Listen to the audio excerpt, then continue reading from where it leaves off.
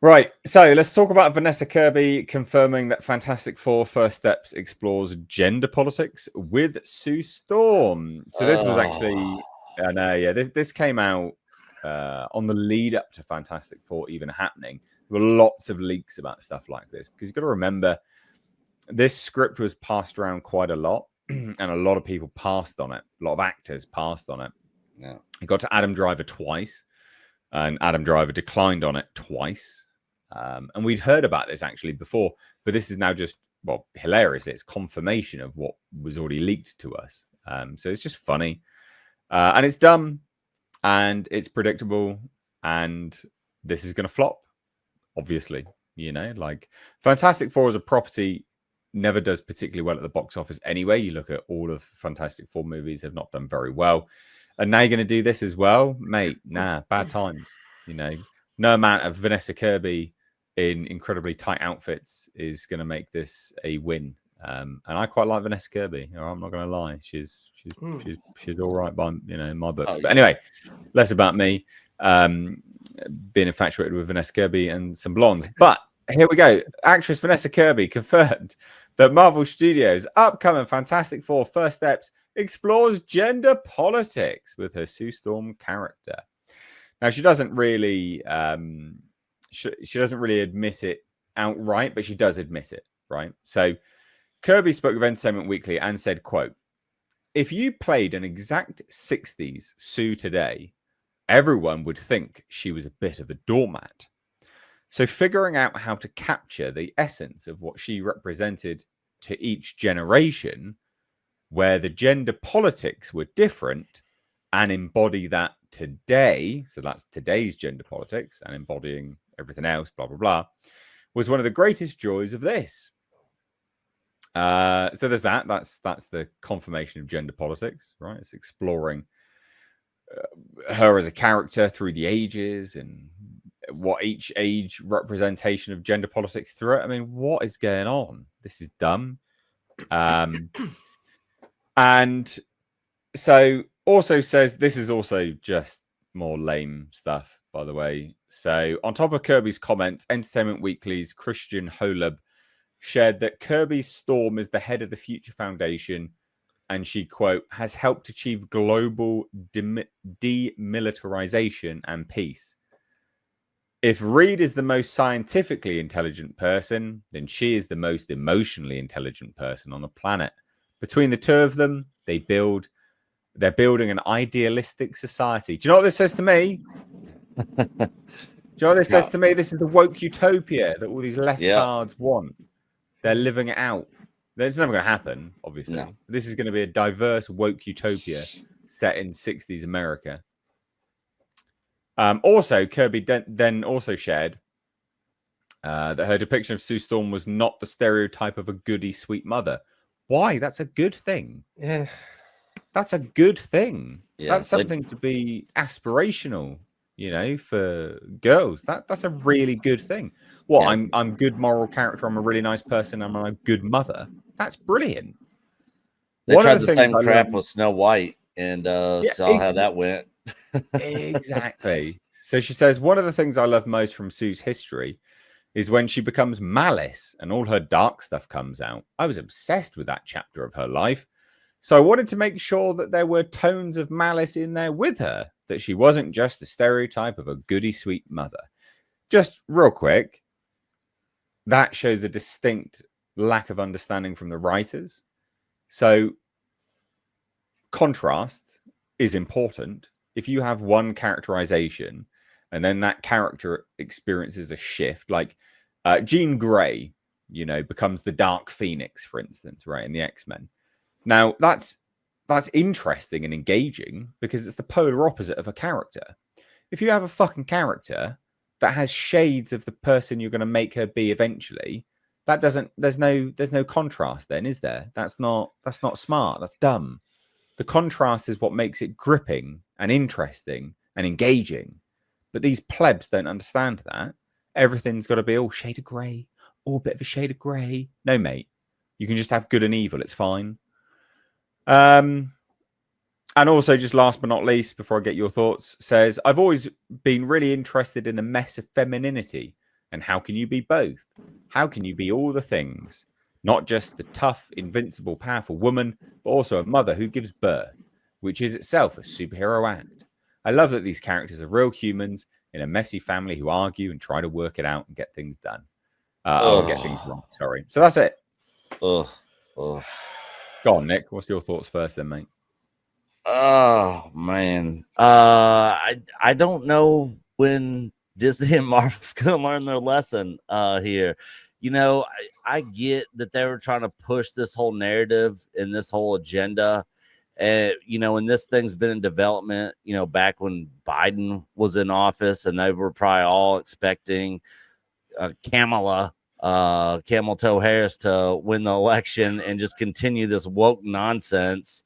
But you know, things went a little bit different. And you know, it's gonna take a little while for some of the stuff. The same thing with video games. It's gonna take a little while for this stuff to a lot of this stuff was already in production and already, you know, set in stone for the most part. But if I was Disney and Marvel, I would be like, we have to get some reshoots in here. We got to change this stuff up. People aren't buying into this crap anymore that we're trying to push, and we're just gonna keep losing money. If I was them, I would literally delay this movie. I would go in, do reshoots, and push this thing back. But they'll never do that, you know, because they're on board with this whole agenda, the woke utopia, you know, that they wish the world was in. You know, and so they'll get another flop movie that they'll lose millions of dollars on, and they'll just keep on they'll keep trying to put the square peg in the round hole, you know, no matter how much it doesn't fit. They'll just keep doing it like complete tardos over there. So yeah, this is going to be a disaster. And, you know, especially, and I'm not a big Fantastic Four guy. I did read some Fantastic Four when I was growing up and I collected comic books. But for the hardcore Fantastic Four fans out there, man, they are going to be pissed. They're going to be pissed about all of this. And they'll probably boycott the movie and probably won't even go see it. Or you'll get reviewers like I know Gary over at Nerdrotic's a big Fantastic Four guy. Doomcock, I know, is a big Fantastic Four guy. A lot of other YouTubers that were into comic books. So I'm sure they'll probably see it to give their take and review on it. And it'll be trash, you know. They don't expect anything less. Yeah. I'm one of those people. Fantastic Four was my gateway into comic books. It was the first comic book, superhero comic book. I mean, I had the Richie Rich comics and all that stuff when I was a little kid, but X-Men was mine, but my very first comic book ever was Batman versus Predator #2. Ooh, you're young, Nick. Yeah. No, my first one was a Conan comic and a Fantastic Four comic, and the covers were ripped off of both of them. And so I love Fantastic Four. It's Marvel's first family. You're right, Nate. The other movies never did that well, so you would think Marvel, especially in today's climate, would try to tamp down their woke messaging and stop prioritizing it over good entertainment. And we've had people at Bleeding Fool. We posted an article about this today, and we posted it a few days ago too, that push back and say, well, this is just the actress, you know, saying, you know, some things that made her feel good. Maybe that was sort of her motivation to play Sue Storm or whatever. But the problem is this movie, you also got Pedro Pascal, and he's always in the midst of this stuff. His Last of Us show is apparently feeding the gays this season because of its messaging. And Pedro, the guys over at Film Threat saw some footage at CinemaCon a couple of weeks ago and just said, Pedro's terrible. He's not manly. He's just very weak in it. He doesn't lead like in the comics. Reed Richards is a genius. I mean, he makes all these wonderful inventions and weapons and defenses and sci-fi stuff. And Pedro just doesn't have the whatever. He doesn't embody the character. And then you've got further in this same Entertainment Weekly article, you've got the guy that plays Johnny Storm saying, this isn't the toxic male, womanizer from the comics. Be a womanizer, like yeah, so you're like, well, why not? Is Chris Evans really going to be the best Johnny Storm we ever had? And then you've got the fact that they gender swapped Silver Surfer. Yeah. Oh, yeah. That wasn't even talked about in this article, but that's another big one. That's the article we've got today at Bleeding Fool. We just kind of go through all these red flags because it's Disney. Isn't it? It's Disney. It's Marvel. They're gonna do this. This is what they do, and it doesn't matter that Trump is the president here. It doesn't matter that everybody's over woke. The culture at these studios is still woke. They haven't been fired. You only get fired if you're at the top, and Rings of Power's third season sucks. Sorry, Jennifer Salke, you're out. But the underlings, man, they're still on board, and nobody's going to change this.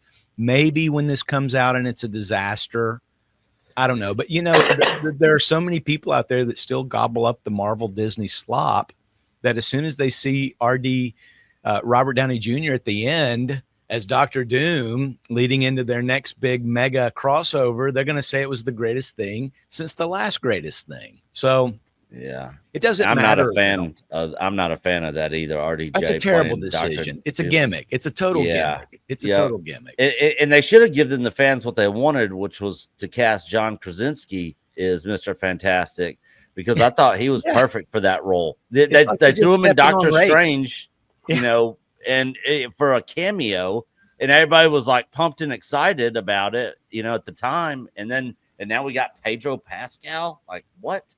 Is Pedro Pascal or Zendaya in more movies these days? It's just like he's got to star in every major production, right? It's weird. It's just weird. He sold his soul to them. He must have. The devil is his casting agent, I guess. I don't know. So they made Silver Surfer a woman now? Yes. Yep. Oh, my God. Played by the girl that was in Wolfman. Ozarks. What is her name? Julia Garner. Yep. Yeah. Julia Garner. Okay. Well, she was great in Ozarks.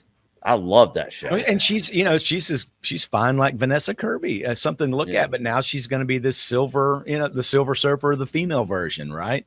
Why? The question is, who was in what one issue? She appeared in one alternative world issue on one page. Yeah. So yes, it's in the comics.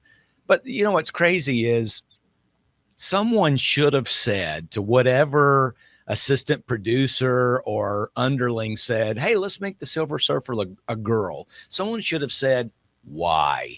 Why should we do that? Why would we do that? Why would we gender swap this character that's been around for 60 years and is a fan favorite in the comics and was a dude in the last version of Fantastic Four? Why would we do that? Why? You know what? Get out of here. You're fired. That's what should have happened. In some instances of that, I don't have a problem with it. Like Samuel L. Jackson as Nick Fury, I didn't mind it. He was great.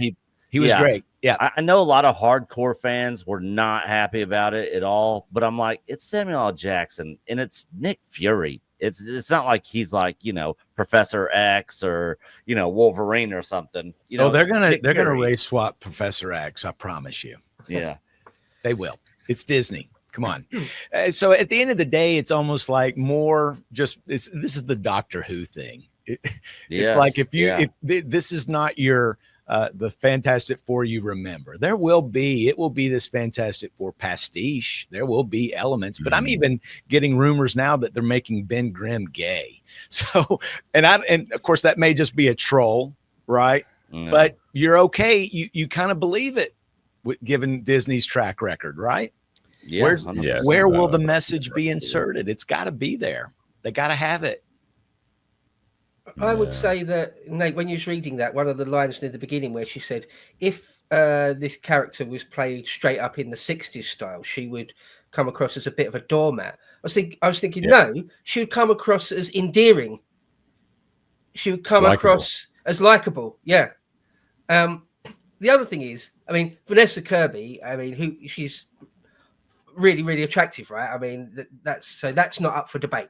Okay, she's lovely, lovely to look at, but I don't want to hear what she's got to say about social engineering and gender politics. I don't care about her particular stripe of feminism.